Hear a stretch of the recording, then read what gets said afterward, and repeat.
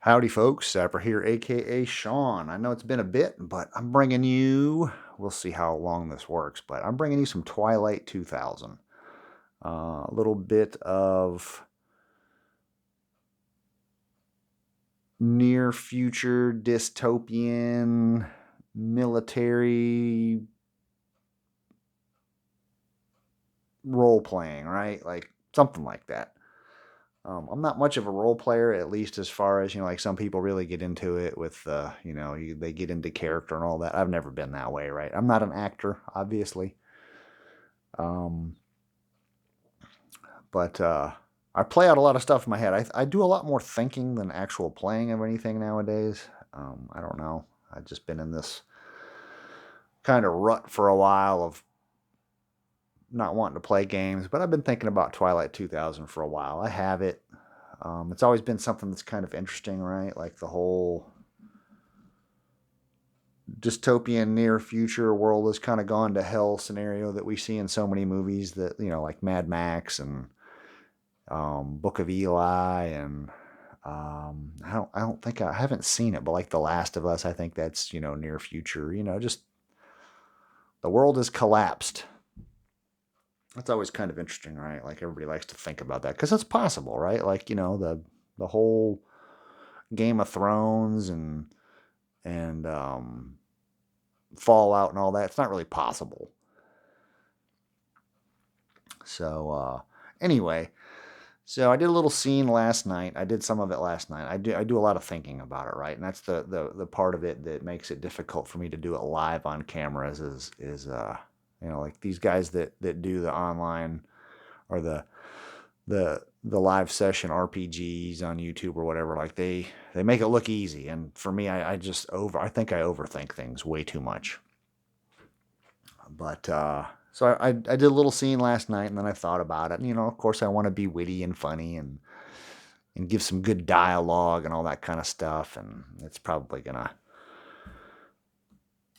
just like anybody else, right? Like, when you build something or make something, like you're always gonna find the flaws in it. So I mean, that's part of, I think, most people's problem. I'm not saying I'm a creative person by any stretch, but like anytime you're creative, you're always gonna be very critical on yourself.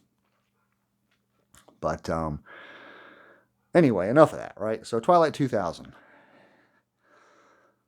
World War III has happened. The world has gone to hell. And this is kind of what's left over. We're in America somewhere. It's the 15th of February. We've got one of our survivors right here. He's found a house that might have some potential things that he needs in it, mainly food, right? Like food's always going to be an issue. The house appeared to be abandoned. Maybe there were some canned goods inside. Before I can investigate, a couple of young men call out. So here's our young man right here. Punk number one. He's got the club. He whispers to punk number two, "That rifle ain't got no ammo in it. It's just for show." Punk number two yells out, "Drop that rifle and come over here." So here's punk number two, and he's got a handgun. Each one of these hexes is about 10 meters, so it's what? 1, 2, 3, 4, 5, 60 meters away. You can tell he's got a handgun. He's not quite sure what it is. So what do? I'm going to back up, find some cover, which is that rubble, and then I'm going to go prone. And again, this stuff played out last night, so this is kind of from the best of my memory.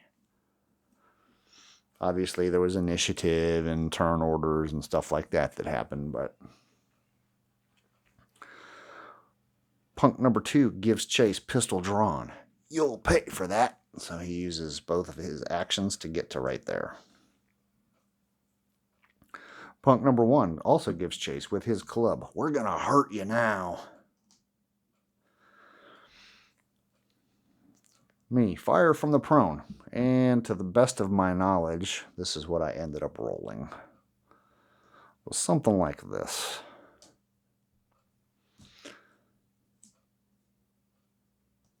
All right, so the crosshairs indicate 2 hits.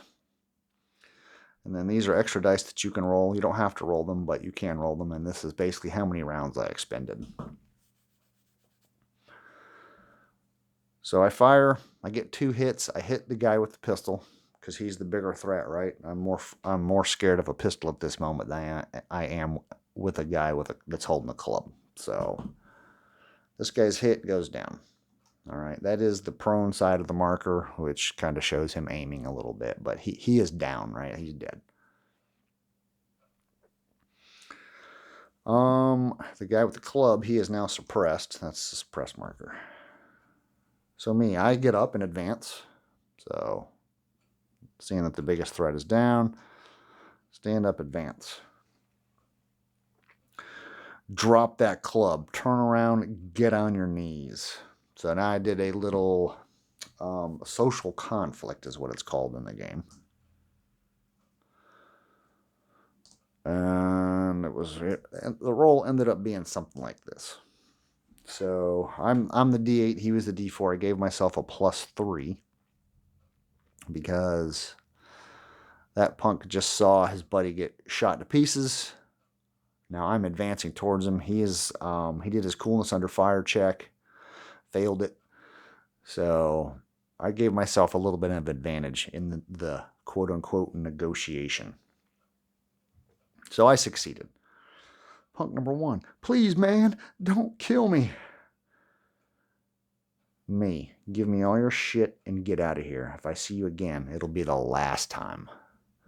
So there you go. That was the scene, right? Like, yep, there was a little bit more involved than that. We had to do some initiative, and you get your actions and all that kind of stuff. But it shook out basically like that.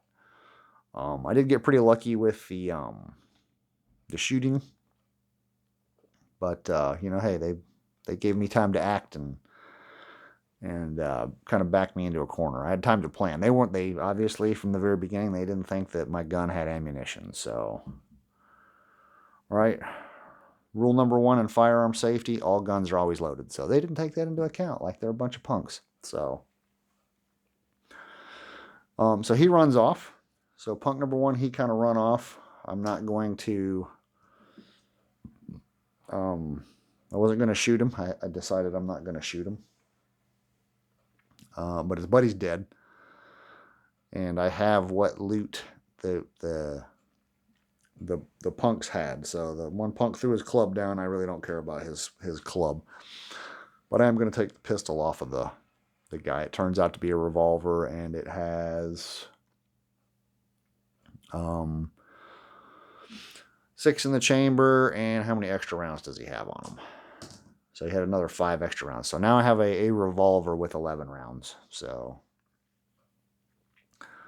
that's it. However, now the dilemma is that we've had this interaction. Maybe we'll regret letting this guy go, but maybe not. Maybe the kid will turn over a new leaf. But now we've got a guy that's gone. And I've fired approximately 8 shots that have probably attracted a lot of attention. So I think my foraging expedition of this abandoned home I'm going to have to get out of here and get back to my small base of operations. I haven't thought anything further than this scene, so I don't know what my base of operations is like. As of right now, I'm just a loner, and I really don't know what I'm going to do from here. But I wanted to kind of wanted to get an idea of how Twilight 2000 works. Doesn't seem like a very complex system. Combat seemed pretty straightforward. Now I do have the other 3 box sets that add in urban operations and water operations, and then there's the one scenario, the Black Madonna. So there's plenty to go off of, and obviously because it takes place in the quote-unquote real world, I have basically, the world at my fingertips. Anywhere in America. I haven't decided where in America I'm at, but it's just America in the imperfect near future. But anyway, that's all I have for now. There's scene number 1 of Twilight 2000. Thank you for watching.